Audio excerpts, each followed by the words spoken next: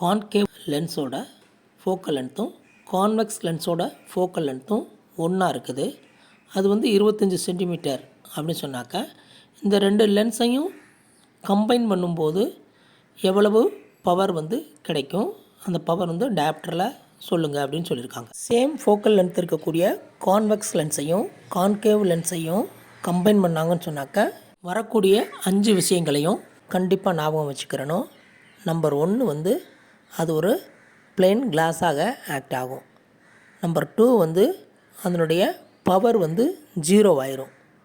Number 3 அதனுடைய focal length வந்து இன்ஃபினிட்டியாக இருக்கும்.